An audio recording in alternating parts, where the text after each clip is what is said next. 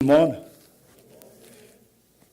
Je vais faire l'effort ce matin de terminer avant midi, donc je voudrais juste vous rassurer. Je voudrais de prime abord présenter mes meilleurs vœux à tout le monde. J'espère qu'on a eu un bon temps de fête. Je nous souhaite une excellente année 2019. Et je voudrais aussi, c'est pour moi un privilège d'apporter la parole ce premier dimanche de l'année. C'est vraiment un très grand privilège et je voudrais renouveler encore mes remerciements à Pasteur Jean pour la confiance. Est-ce que vous êtes prêts pour la parole de Dieu? Amen. Amen. Donc on va juste prier. Seigneur, on te dit merci. Merci pour l'opportunité, Seigneur, que tu nous donnes ce matin. Prends le contrôle, Seigneur. Parle à nos cœurs. Donne-nous de sortir de ce lieu avec une parole qui vient de toi, dans le nom de Jésus. Amen. Ce matin, j'ai voulu partager avec nous un cri, ce que j'ai appelé un cri de restauration. On commence l'année 2019 et il y a eu de bonnes choses qui sont passées en 2018. Certains ont rapporté d'énormes victoires, d'autres ont eu des grands défis. Mais une chose est certaine, c'est que peu importe les difficultés, qu'on ait été dans la joie extrême ou dans la douleur extrême, Dieu a été avec nous en 2018. Et nous commençons une nouvelle année, l'année 2019, qui va certainement, quand on sera rendu au 31 décembre 2019, ou alors au 1er janvier 2020, on ne parlera plus de 2019. Donc 2019 c'est un moment dans le temps que Dieu nous donne de vivre sur la terre. Et mon cri, mon désir, c'est que Dieu nous amène à comprendre que c'est une opportunité pour nous d'être encore plus proche de lui. Parce que plus on vit, plus on se rapproche du Seigneur pour l'éternité. Il arrivera certainement un jour où on va partir de ce monde pour rencontrer notre Dieu pour l'éternité. Donc, chaque jour qu'il nous accorde, c'est une opportunité pour nous d'être encore plus proche de lui. Un cri de restauration. Je voudrais qu'on lise ensemble Michée chapitre 6, verset 8. La Bible dit, on t'a fait connaître, ô homme, ce qui est bien. Et ce que l'Éternel demande de toi, c'est que tu pratiques la justice, que tu aimes la miséricorde et que tu marches humblement avec ton Dieu. Ça, c'est un verset vraiment, comment je pourrais dire, on dirait que c'est un verset qui a remporté un Oscar. Parce que c'est un très grand verset qui est tellement cité, on en parle tellement. Si vous allez sur Internet, vous allez voir tellement de choses. Mais ce matin, je voudrais qu'on prenne du temps pour réfléchir par rapport à cette déclaration. Vous savez, moi j'ai rencontré le Seigneur au travers des GBU, le groupe biblique universitaire, et on avait souvent l'habitude de chanter ce vieux cantique qui est tiré de ce verset. On t'a fait connaître, ô homme, ce qui est bien, et ce que l'Éternel demande de toi, c'est que tu pratiques la justice, que tu aimes la miséricorde, que tu marches humblement avec ton Dieu, que tu marches humblement avec ton Dieu. C'est fou, les cantiques, les vieux cantiques qui sont tellement intéressants parce que c'est toujours la parole de Dieu qu'on chante. Mais aujourd'hui, on a tellement de cantiques parfois, mais c'est bon de se souvenir, de se rappeler de ça. Je me souviens quand on le chantait et je me disais toujours, mais c'est quoi marcher humblement avec mon Dieu? Qu'est-ce que ça veut dire réellement? Mais je voudrais qu'on essaye de le comprendre ce matin. Et pour le comprendre, c'est important de commencer à lire le début du chapitre de Michée 8 à partir du verset 1. Je voudrais qu'on le lise ensemble. On va lire Michée chapitre 6, les versets 1 au verset 8. La Bible dit dans Michée chapitre 6, Michée c'est juste après Jonas et avant Naoum. Donc Michée chapitre 6, les versets 1 à 8. Écoutez donc ce que dit l'Éternel.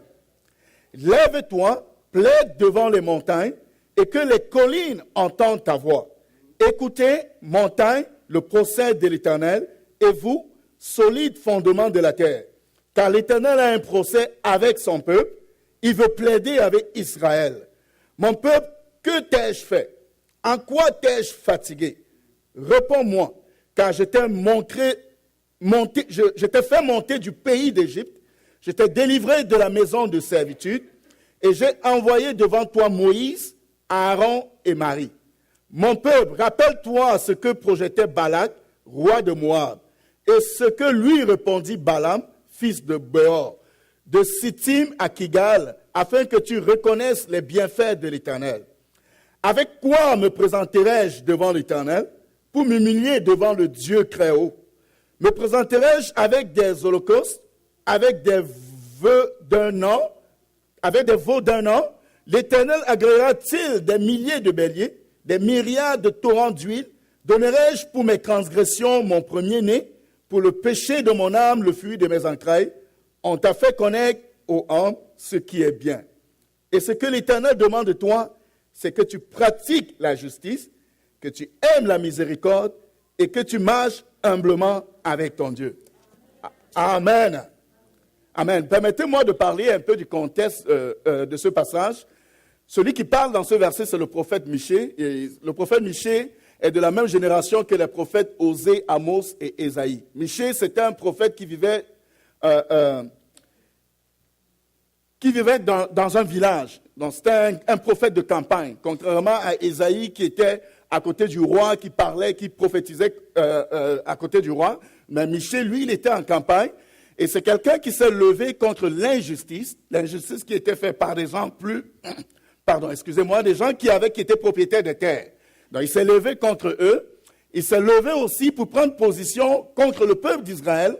Parce qu'en ce temps-là, pour Israël, quand Israël voudrait faire quelque chose pour être agréable à Dieu, Israël considère qu'il fallait offrir un holocauste à Dieu. Donc, Israël était plus focalisé au sacrifice. Donc, pour Israël, c'est ce qu'il faut faire pour avoir l'agrément de Dieu, pour être agréable à Dieu, pour avoir le pardon des péchés. C'est d'offrir les sacrifices. Alors, Michée donc se lève pour dire non.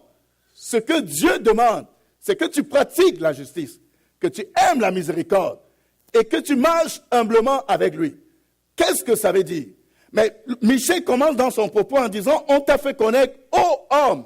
Le mot homme, l'expression homme est ici en opposition à Dieu. Donc, il oppose l'homme dans sa nature. Nous savons tous, l'homme est issu de la poussière. L'homme dans sa nature, homme comme descendant d'Adam, issu de la poussière, tellement petit au regard de Dieu. Mais en opposition à Dieu qui est grand, Dieu qui est infini, Dieu qui est créateur, Dieu qui est puissant, Dieu qui est éternel. Donc l'homme est tellement petit aux yeux de Dieu. Parce que nous sommes poussière, frères et sœurs. Nous avons été créés par Dieu. Donc nous allons retourner à la poussière. Peu importe notre statut, peu importe qui nous sommes dans la société.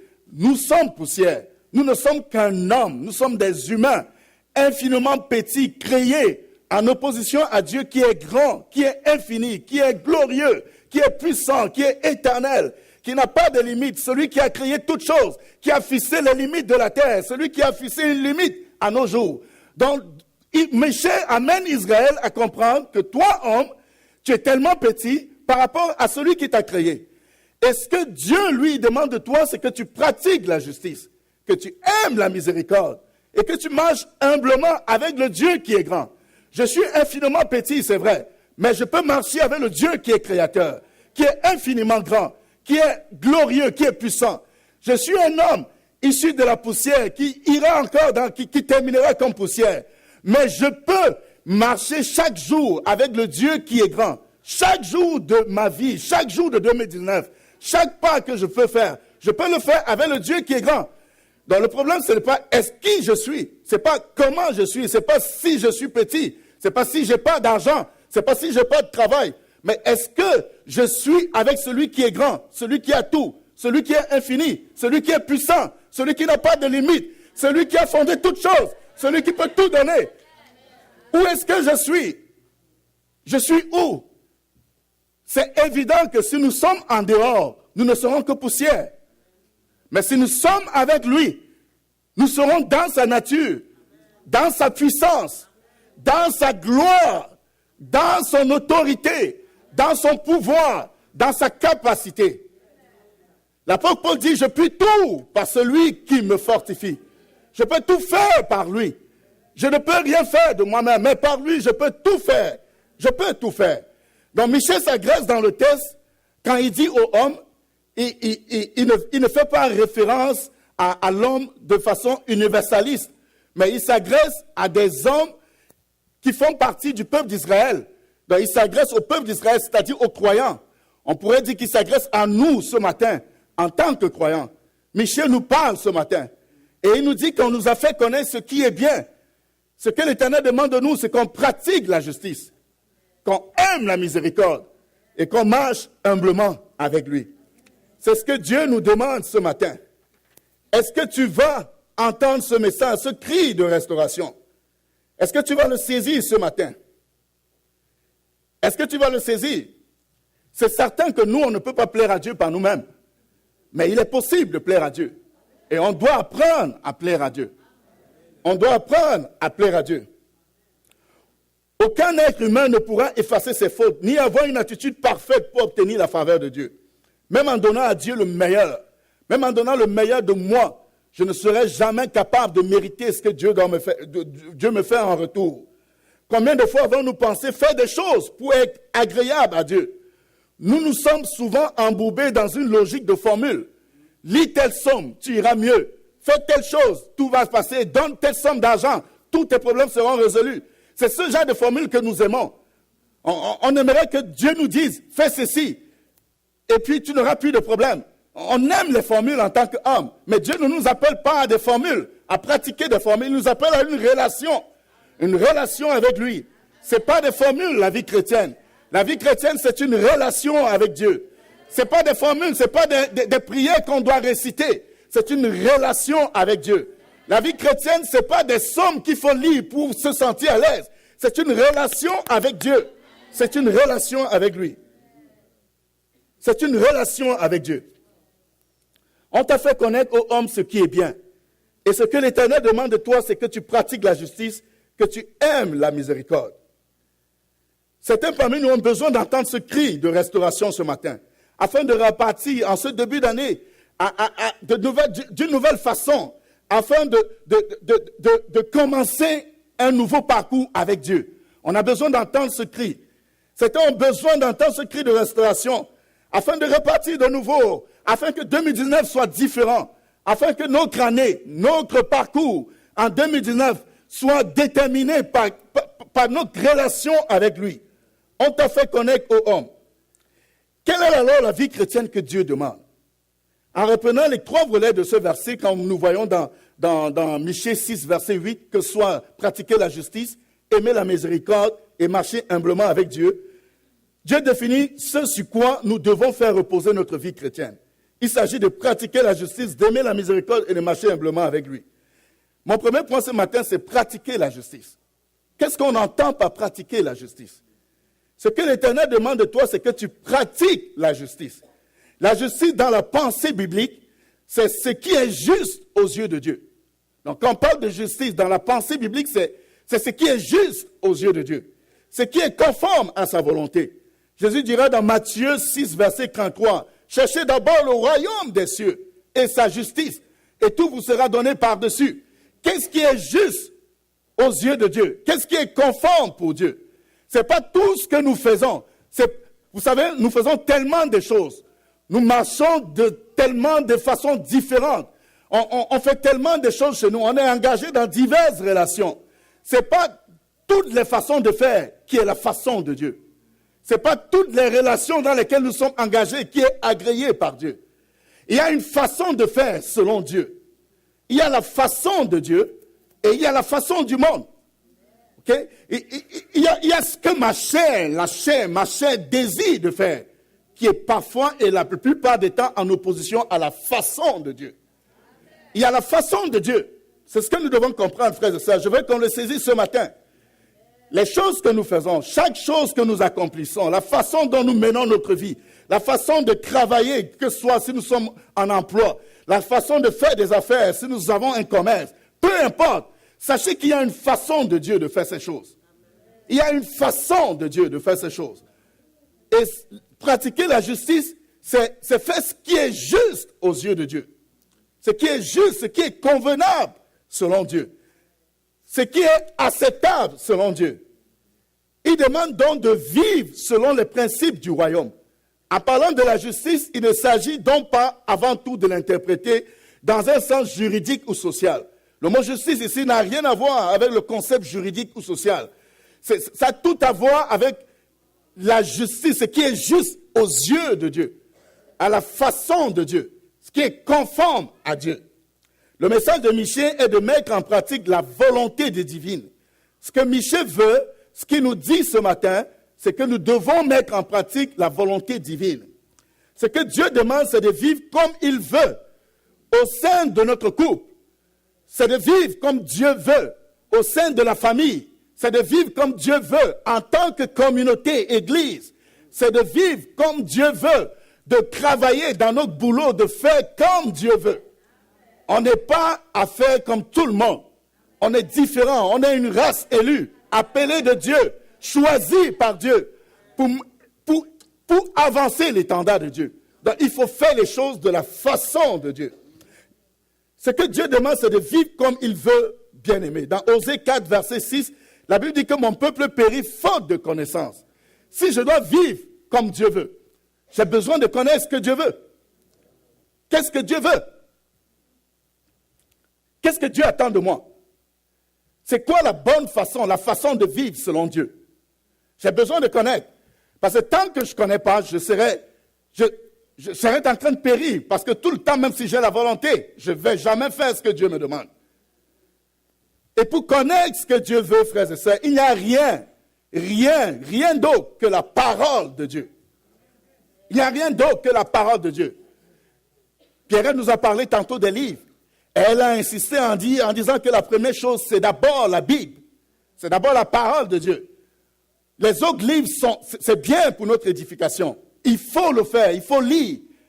Mais si on lit seulement les autres livres, sans être en connexion avec la parole de Dieu, ça ne nous sert à rien. La Bible dit que vous connaîtrez la vérité et la vérité vous rendra libre. La vérité qui rend libre, c'est la vérité qui est la parole de Dieu. Il faut être connecté à Dieu au travers de sa parole. Je ne sais pas, moi j'ai ma Bible. Je ne sais pas en ce qui nous concerne, je sais qu'on a une nouvelle technologie aujourd'hui, mais c'est important d'avoir sa Bible. C'est important d'avoir sa Bible. Mais je veux attirer notre attention, frères et sœurs. Quand on parle d'avoir la Bible ou d'avoir la parole de Dieu, ce n'est pas ça, ce n'est pas le livre en lui-même. Ce livre-ci, il est passé dans une imprimerie, c'est du papier on a passé dans une imprimerie, on a pris du papier, on a imprimé les paroles que vous lisez là-dessus. Si je le mets au feu, il va brûler, parce que c'est du papier. Vous savez, quand j'étais petit, on avait ce préjugé qui disait que si on frappe ça à la tête, on deviendra fou. Je ne sais pas ce qui vous concerne, mais c'était un préjugé que nous on avait quand on était tout petit. Mais c'est du papier. Ce qui est puissant, c'est quand c'est les écrits là, dans nos vies. C'est ça qui est la parole de Dieu. Okay? Vous pouvez avoir ce livre-ci, vous l'avez au chevet de votre lit, vous ne l'ouvrez jamais, vous n'avez jamais de Bible. Vous n'avez pas de Bible. Parce qu'il ne s'agit pas du livre en tant comme livre. Ce n'est pas un livre dont on parle quand on parle de la parole de Dieu. On parle des écrits dans nos vies. C'est les écrits, ce qui est écrit là, dans nos vies. La Bible dit, dans Hébreux 4, verset 12, que la parole de Dieu est vivante et efficace, plus tranchante qu'une épée quelconque à deux tranchants, pénétrante jusqu'à partager âme et esprit, jointure et moelle. Elle juge les sentiments et les pensées du cœur. Mais si tu ne l'as jamais dans ta vie, tes pensées, tes sentiments ne seront jamais jugés. Ne seront jamais jugés. Faisons un effort. Si vous n'avez pas de Bible, je vous encourage, alors qu'on commence l'année 2019, commencez par vous procurer une Bible. Maintenant, faites un pas de plus. N'ayez pas seulement la Bible. Commencez chaque jour à lire un passage de la Bible. Faites un pas de plus en 2019. Lisez un passage de la Bible chaque jour. Parce que c'est cette parole dans votre vie, c'est ça qui est puissant. Tant que c'est en dehors de vous, ça n'a aucune autorité sur vous. Mais lorsqu'elle est en vous, elle a tout son pouvoir, toute son autorité. Elle a toute sa puissance. Et elle est capable de pouvoir juger vos sentiments, de vous orienter. La parole de Dieu est la pensée de Dieu. C'est ce que Dieu pense. Et elle est pour nous, les chrétiens, la seule norme de vie et de foi. La parole de Dieu pour nous, les chrétiens, c'est la seule norme de vie et de foi. Je ne suis pas en train de dire qu'on a juste besoin de ça dans la vie. Jésus disait que l'homme ne vivra pas de pain seulement. Donc, il vit aussi d'autres choses, en plus de la parole de Dieu. Mais quand je dis que la Bible, la parole de Dieu, est la seule norme de vie et de foi pour nous les chrétiens, je voudrais dire que sur un sujet précis, s'il y a une contradiction entre ce que la Bible dit et ce que autre chose dit, c'est la parole de Dieu qui prédomine dans ce cas-là. Je prends un exemple. Au Canada, depuis cet été, consommer la marijuana à des fins récréatives, c'est légal, c'est normal, c'est permis. Mais ce n'est pas permis pour Dieu. L'homosexualité, par exemple, au Canada, c'est légal. Un homme et un homme peuvent se marier. C'est légal, il n'y a pas de problème avec ça dans la société canadienne. Mais pour un enfant de Dieu, la Bible est contre l'homosexualité. La Bible est contre ça. La Bible n'est pas homophobe. Parce que Dieu aime tout le monde, même l'homosexuel, Dieu l'aime. Mais Dieu n'aime pas le péché. Okay? Il n'aime pas l'homosexualité. La Bible dit que c'est une abomination aux yeux de Dieu. Voilà un sujet précis où il y a une contradiction entre ce que la Bible dit et ce que la société dit. Mais dans ce cas précis-là, c'est ce que la Bible dit pour moi, en tant que chrétien, qui prédomine. C'est pour ça qu'on dit que la Bible, la parole de Dieu, est la seule norme de vie et de foi pour nous, les chrétiens. C'est la seule norme de vie et de foi. La parole de Dieu contribue à notre croissance. Tout ce qui vient de naître a besoin de croissance. Et la parole de Dieu permet aux croyants de croître. Si tu ne lis pas la Bible, si tu ne la médites pas, si tu ne prends pas connaissance, tu ne vas jamais évoluer. Quand je parle d'évoluer, c'est d'évoluer dans la foi. Tu ne vas jamais évoluer. Parce que nous sommes appelés d'aller de progrès en progrès, de faire des pas. OK? Vous savez, frères et sœurs, depuis le jour où on a dit « Jésus, je te donne ma vie », viens dans ma vie, on est engagé dans un parcours, dans un cheminement. Et Dieu s'attend à ce qu'on quitte d'un point à un autre. On quitte d'un point à un autre. On quitte d'un point à un autre. On quitte d'un point à un autre. Jusqu'à ce qu'on va le rencontrer à l'éternité pour être dans son royaume avec lui pour toujours. Et la Bible dit même que quand nous serons avec lui, on n'aura pas besoin, personne n'aura besoin d'être enseigné. Parce qu'on sera avec lui. On n'a pas besoin de dire, tu n'auras pas besoin de dire à ton frère, connais le Seigneur. Parce que nous sommes avec lui dans sa présence. Mais tant que nous sommes loin de lui, on doit chaque jour nous rapprocher, faire un pas de plus, faire un pas de plus. Et ça, c'est au travers de la lecture et de la méditation de la parole de Dieu. La lecture et la méditation de la parole de Dieu. L'apôtre Pierre dit dans 1 Pierre 2, désirez comme des enfants nouveau-nés le lait spirituel et pur, afin que par lui vous croissiez pour le salut. Dans le psaume 119, le psalmiste dit à partir du verset 9, comment le jeune homme rendra-t-il pur son sentier en se dirigeant d'après ta parole? Je te cherche de tout mon cœur. Ne me laisse pas égarer loin de tes commandements. Je sais ta parole dans mon cœur afin de ne pas pécher contre toi. Je la serre fortement dans mon cœur afin de ne pas pécher contre Dieu. Ta parole est une lampe à mes pieds et une lumière sur mon sentier. C'est la parole de Dieu, frères et sœurs, qui nous éclaire. C'est elle qui nous oriente. C'est elle qui éclaire notre chemin. Mais si elle n'est pas dans notre vie, on va marcher dans l'obscurité. Tout ceci signifie que les rapports avec les autres seront empreints de ce que l'on connaît de Dieu et de sa volonté. Si on doit avoir de l'impact dans notre société, en tant que chrétien, ça va dépendre de comment on est connecté à Dieu. Non, nous devons être connectés à Dieu pour avoir de l'impact autour de nous. Il faut être connecté à Dieu. Il faut être connecté à Dieu. Mon deuxième point ce matin, c'est aimer la miséricorde. Ce que l'Éternel demande de toi, c'est que tu aimes la miséricorde. Le texte parle de aimer la miséricorde. Aimer la miséricorde. Aimer, c'est porter tout son désir. C'est penser vers un but. Et le but ici, dans le texte, c'est de vivre la miséricorde. La miséricorde est un des thèmes les plus riches des Saintes Écritures. Dans l'Ancien Testament comme dans le Nouveau Testament, on en parle tellement, c'est tellement mentionné. On ne peut pas retranscrire toute la palette des différentes nuances. Il pourrait, selon les contextes, faire référence à la bonté de Dieu, au pardon de Dieu, à la bienveillance, à la grâce, la solidarité, la générosité, la piété ou la fidélité. Mais le thème de miséricorde divine est souvent employé pour exprimer l'amour de Dieu manifesté à notre égard. Dieu nous a fait miséricorde. Dieu s'est engagé à nous aimer, frères et sœurs. C'est un engagement que Dieu a pris de nous aimer. Son amour n'est pas conditionné à qui nous sommes, à ce que nous faisons. Ça ne dépend pas de ce que je fais. Dieu m'aime tel que je suis. La Bible dit que quand nous étions encore dans le péché, Dieu nous a prouvé son amour en envoyant son Fils qui est mort sur la croix pour nous. Ce n'est pas ce que nous faisons qui détermine son degré d'amour. Dieu aime peu importe les circonstances. Contrairement à Dieu, nous n'aimons pas de la même façon. Nous aimons dans certaines circonstances parce que nous concevons l'amour comme dépendant de nos envies. Donc l'amour chez nous, les hommes, ça dépend de nos sentiments. Ça dépend de si la personne a été bonne envers nous. Comment la personne réagit vis-à-vis de nous. Est-ce que c'est une personne aimable? Ça se peut qu'il y ait des gens qui ne sont pas aimables du tout. On ne veut vraiment pas être à côté de telle personne.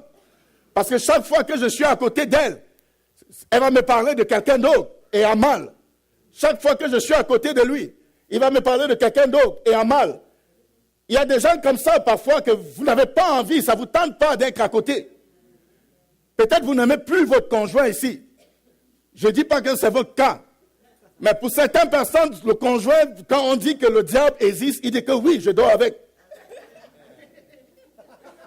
Mes frères et sœurs, Dieu nous commande d'aimer. C'est un commandement. Ça n'a rien à voir avec ce que nous ressentons. C'est pour ça que nous sommes différents des autres. Nous ne pouvons pas aimer comme les gens aiment, parce que Dieu nous commande d'aimer. Jésus dit dans Jean 13, verset 34, « Je vous donne un commandement nouveau. Aimez-vous les uns les autres. Comme je vous ai aimé, vous aussi, aimez-vous les uns les autres. » C'est un commandement, frères et sœurs. C'est un commandement. Quand on dit c'est un commandement, c'est qu'il nous demande de le faire. Et lorsque Dieu nous demande de le faire, c'est parce qu'on est capable de le faire. On peut aimer quelqu'un qui n'est pas aimable à nos yeux. On peut décider, c'est une décision, ce n'est pas un sentiment. Je veux qu'on le comprenne très bien. Un sentiment, vous savez, quelqu'un peut venir me marcher sur les orteils. Je n'ai vraiment pas le sentiment de lui parler. Mais je peux décider de l'aimer. C'est une décision.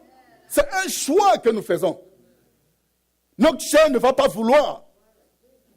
Elle va juste vouloir de détester la personne. Mais moi, je peux choisir de l'aimer. Pourquoi c'est possible? Parce que Dieu a déversé son amour dans nos cœurs par son esprit. C'est ce que la Bible dit. L'apôtre Paul le dit dans Romains 5:5. L'amour de Dieu est répandu dans nos cœurs par le Saint-Esprit qui nous a été donné. Donc Dieu nous rend capables de pouvoir aimer. C'est pour ça que je dis encore et j'insiste, pour nous les chrétiens, c'est une décision d'aimer. Je décide d'aimer mon boss, même si elle n'est pas aimable. Je décide d'aimer tout le monde. C'est une décision. Décide d'aimer. Sois différent en 2019. Décide de manifester l'amour. Tu peux le faire. Parce que Dieu a déposé une rivière d'amour dans ton cœur par son esprit. Exprime cet amour qui est à l'intérieur de toi. Décide de le faire. C'est ça qui fait la différence entre nous et les autres. Parce que le Saint-Esprit habite en nous. Ce que Dieu demande, c'est de vivre cet amour comme il veut, au sein du couple, de la famille, de l'église, au travail, peu importe le milieu, dans notre société en général. Dieu nous demande de vivre cet amour-là. Ce que l'Éternel demande de toi, c'est que tu aimes la miséricorde. Jésus, dans les Béatitudes, dans Matthieu 5, verset 7, il dit « Heureux les miséricordieux, car ils obtiendront miséricorde. » J'ai besoin de la miséricorde dans ma vie chaque jour. Je commets des bêtises chaque jour. J'ai besoin d'être pardonné chaque jour. J'ai besoin d'être pardonné. Il n'y a personne qui est parfait. La perfection, ce n'est pas sur la terre, frères et sœurs. Tant qu'on sera dans ce corps, on fera toujours des fautes. Parce que cette chair a été maudite par Dieu. Dieu nous appelle à pouvoir manifester la miséricorde. Il dit, heureux les miséricordieux, car ils obtiendront miséricorde. Donc plus j'obtiens la miséricorde, plus je donne, plus Dieu me remplit. Plus j'accorde la miséricorde aux autres, plus Dieu me remplit de miséricorde. Plus j'accorde aux autres, pourquoi Dieu va me donner si je ne donne pas aux autres? Sachez que nous sommes une courroie entre Dieu et les autres. Les autres n'ont pas la possibilité de se rapprocher de Dieu parce qu'ils n'ont pas accepté Jésus dans la vie. Mais nous avons cette possibilité-là de nous rapprocher du trône de la grâce afin d'obtenir la miséricorde et pour que nous soyons capables aussi d'en donner aux autres. Nous avons besoin d'obtenir la miséricorde pour en donner aux autres. Être miséricordieux, c'est être les mains, les pieds, le cœur, les oreilles, la voix et les yeux de notre Dieu de miséricorde. Quand tu choisis d'être miséricordieux, tu deviens la main de Dieu. C'est-à-dire que Dieu atteint les gens par toi. Tu deviens sa voix, tu deviens ses oreilles. Tu deviens tous les membres de Dieu pour bénir le monde. C'est ce que Dieu attend de nous, frères et sœurs. 2019, nous sommes déjà en plein dans 2019. Mais on peut prendre une décision ce matin d'être différent.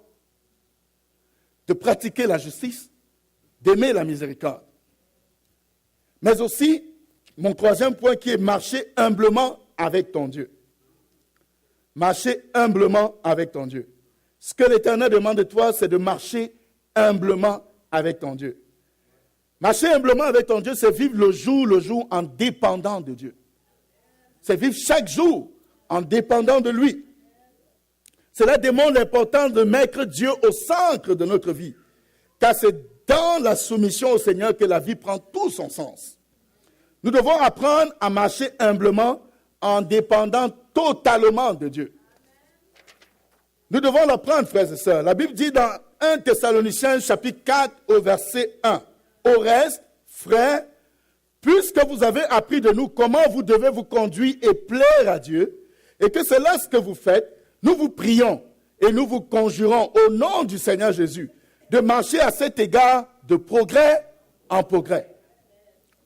Nous devons apprendre à marcher avec Dieu chaque jour et d'aller de progrès en progrès.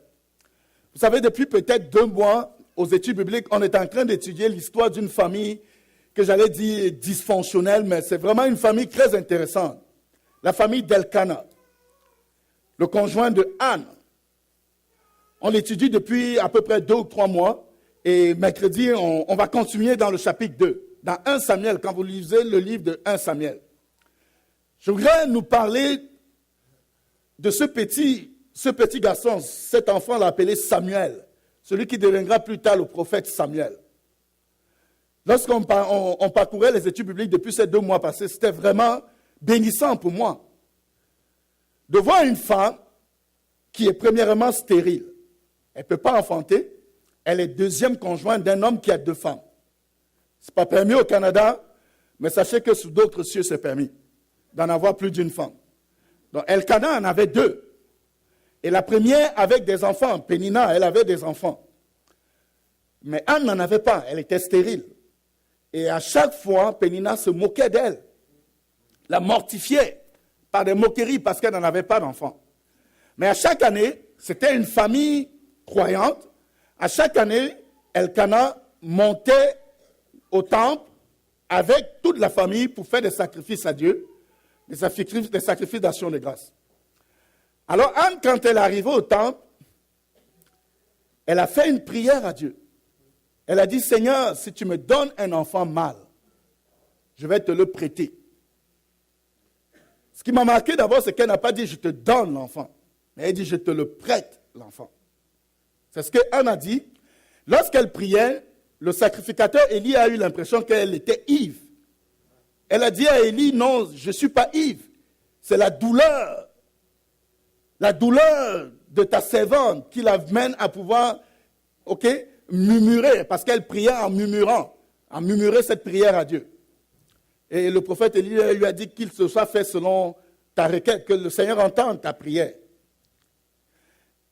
Ce qui est important aussi et marquant dans la vie de cette femme, c'est que jamais, du moins dans la Bible, là, dans 1 Samuel, quand vous lisez tout, jamais vous ne voyez la femme se plaindre d'un homme. Elle ne se plaint pas de la première femme de Pénina qui se moque d'elle tous les jours. Elle n'en fait pas un problème. Mais elle allait se plaindre à Dieu. Elle allait parler à Dieu. Elle allait montrer, c'est-à-dire déverser sa douleur à Dieu. C'est vraiment puissant comme témoignage. Je ne sais pas si, en ce qui nous concerne, si on peut un moment, en 2019, je ne dis pas qu'on ne doit pas répondre aux gens, mais parfois, nous devons éviter parce que nous sommes différents, nous avons une compréhension plus élevée. Vous savez, le monde dans lequel on vit, il n'est pas seulement naturel ou physique. Il y a un monde spirituel. La Bible dit qu'il y a le prince de ce monde. La Bible parle du prince de ce monde quand on fait allusion au diable. Le diable existe. Il existe et il utilise des hommes. Il utilise des hommes pour faire toute autre chose. Une fois, Jésus a repris Pierre en disant « Arrière de moi, Satan ». Mais il s'agressait à Pierre. Mais il ne parlait pas de Pierre. Il n'appelait pas Pierre Satan, mais c'est Satan qui le réprimait lorsqu'il agressait cette parole. Donc nous devons comprendre que parfois les gens agissent et c'est le diable qui est en arrière d'eux. C'est l'ennemi qui les utilise pour venir nous atteindre souvent. Nous atteindre dans notre ego. Nous atteindre dans notre personnalité. Ils agissent, ils font des choses qui viennent nous chercher. Mais ce qui est important, c'est comment nous on réagit à ça. Mais Anne, elle allait se plaindre à Dieu. Elle a dit toute sa douleur à Dieu. Et Dieu a exaucé sa prière. Dieu lui a donné un fils qui s'appelle Samuel. Et elle a respecté son vœu. Elle est venue voir le sacrificateur Élie. Elle a dit, c'est pour cet enfant que je priais. Alors je le prête à Dieu. Et elle a laissé Élie, après qu'elle ait sévré l'enfant, elle allait laisser l'enfant au temple. La Bible dit dans 1 Samuel 3, quand vous lisez 1 Samuel 3, c'est ça mon point. Alors que Élie, parce que Élie avait 2 fils, mais les 2 fils, c'était des gens qui commettaient des choses abominables. Mais Samuel était aussi dans le temple, il vivait là, puisque Samuel l'avait prêté à Dieu. Et Élie était déjà fatigué, il était tellement avancé en âge, il ne voyait même plus. Alors dans la nuit, alors que Samuel était couché, la Bible dit que l'Éternel appela Samuel. Samuel, Samuel. Samuel s'est réveillé et il a couru vers Élie. Il dit, est-ce que tu m'as appelé? Élie dit, non, je ne t'ai pas appelé, va te coucher. Il allait se coucher et Dieu encore a commencé à appeler Samuel, Samuel. Samuel se lève et il court vers Élie. Mon Seigneur, est-ce que tu m'as appelé? Il dit, non, je ne t'ai pas appelé, va te coucher. Il retourne se coucher. Pendant qu'il repart pour la 3e fois, Dieu appelle encore, Samuel, Samuel. Et il repart vers Élie. Il dit, mais tu m'as appelé? La Bible dit que Élie a compris que c'est Dieu qui l'appelait. Et Élie lui a dit, non, c'est pas moi, mais si tu entends encore la voix, dis, Seigneur, ton serviteur écoute. Et il est reparti, et Dieu a appelé Samuel, Samuel, il dit, parle, mon Seigneur, ton serviteur écoute. C'est vraiment fabuleux comme image. Regardez quelqu'un, il apprend là.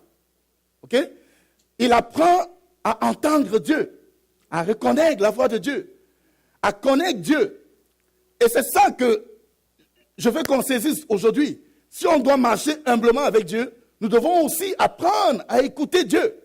Dieu nous parler, à discerner sa voix et agir en fonction de ça. Plus tard, on verra ce qu'il va réaliser comme prophète. C'est un prophète tellement de renommée, aussi puissant. Mais il a commencé tout petit à apprendre, à entendre, écouter la voix de Dieu. C'est pareil pour Moïse. Lorsque Dieu a appelé Moïse par le buisson du feu ardent, Moïse s'est approché du buisson et Dieu lui a demandé, enlève tes souliers, car la terre où tu marches est une terre sainte. Il a enlevé ses souliers. Dieu lui dit, je t'ai appelé, je veux que tu ailles délivrer mon peuple qui est en esclavage en Égypte. Et Moïse dit, même, je vais y aller. Mais s'il me demande qui t'envoie, qu'est-ce que je vais dire? Dieu lui dit, dis-leur que c'est le Dieu qui s'appelle Je suis. Vous voyez, chaque contact avec Dieu, on commence à apprendre. Et là, Moïse s'est mis à apprendre qui est Dieu. C'est là où il comprend que Dieu s'appelle « Je suis ». C'est-à-dire le Dieu qui est pour l'éternité. Il n'a pas de fin. Il est sans limite. Il n'a pas de limite là. Donc Moïse a appris à connaître Dieu. Tous les grands hommes de la Bible ont appris à connaître Dieu. Donc nous devons apprendre à le connaître. Apprenons à le connaître, frères et sœurs, afin de marcher humblement chaque jour avec lui. En 2019, ne permettons pas qu'une journée passe sans être en contact avec la parole de Dieu. Tu peux prendre cette décision que chaque jour, tu dois être en connexion avec Dieu. Chaque jour. Parce que nous devons apprendre. Dieu nous appelle à une marche quotidienne avec lui. Une marche quotidienne. Chaque jour, on doit faire un pas avec lui. On doit marcher de progrès en progrès. Donc, il faut qu'on apprenne à le connaître. C'est un défi pour moi. C'est un défi pour chacun d'entre nous. De ne pas laisser une journée de 2019 se coucher sans être en contact avec Dieu. Ne soyons pas les chrétiens du dimanche, frères et sœurs. Ceux qui entendent parler de Dieu seulement le dimanche, quand ils viennent à l'église. Ça, c'est la religion. Nous ne sommes pas des religieux. Nous sommes des enfants de Dieu. Nous sommes dans une relation avec lui. Qu'aucune journée ne se couche sans qu'on ait été en connexion avec lui. Ne soyons pas des chrétiens qui prient seulement quand il faut manger. Soyons des chrétiens qui sont en connexion avec Dieu chaque jour. Chaque jour, frères et sœurs. La religion ne doit pas faire partie de notre partage. Mais nous sommes dans une relation avec lui. Nous sommes dans une relation avec lui. Seul Dieu bien-aimé peut nous rendre capables de mener une vie chrétienne réelle. Il n'y a que Dieu seul. Ne passons pas une journée sans être en contact avec lui. C'est ma décision pour 2019. Il ne faut pas qu'une journée passe sans que je n'ai été en contact avec Dieu. Faisons cet effort. Je sais qu'on court tous. Lorsque le jour se lève, il faut vite aller. On court. Mais dans toute cette course-là, faisons un stop, même si c'est seulement 15 minutes, pour être en connexion avec Dieu. Pour être en connexion avec Dieu. Parce que Dieu nous appelle à marcher avec lui, à dépendre de lui. À dépendre de lui. Est-ce que ce sera mon cas? Je veux vraiment qu'on relève ce défi, frères et sœurs. Ça doit être différent pour nous en 2019. On doit être différent. Amen. Amen. Je voudrais inviter les musiciens, alors que je m'en vais dans le mot de la fin. J'ai promis de finir avant midi. Donc, je suis en train de finir.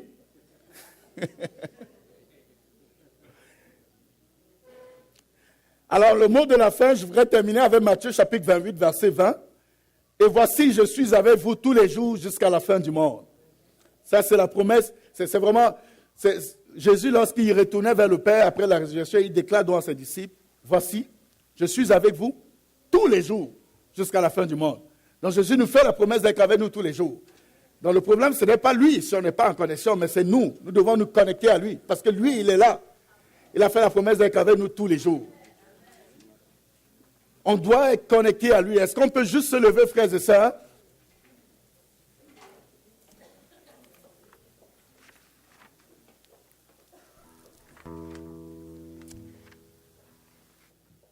Je voudrais qu'on parle à Dieu ce matin, qu'on lui consacre quelque chose, qu'on prenne un défi avec lui. Peu importe, je veux que chacun essaie de parler à Dieu. Après ce message, il y a quelque chose qu'il faut faire. Et ça doit être personnel. Donc on peut juste élever nos voix pour parler à Dieu ce matin. Dis au Seigneur quelque chose.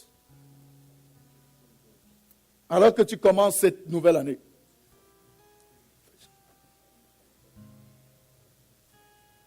Merci Seigneur.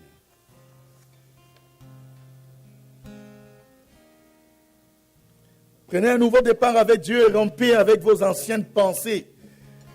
Dieu va toujours jusqu'au bout de ses promesses. Et il nous fait la promesse d'être avec nous tout au long de 2019. Alors c'est à nous de faire ce qu'il faut pour connecter quotidiennement avec lui. Alléluia. Quand je sors de l'univers, les aspects que tu as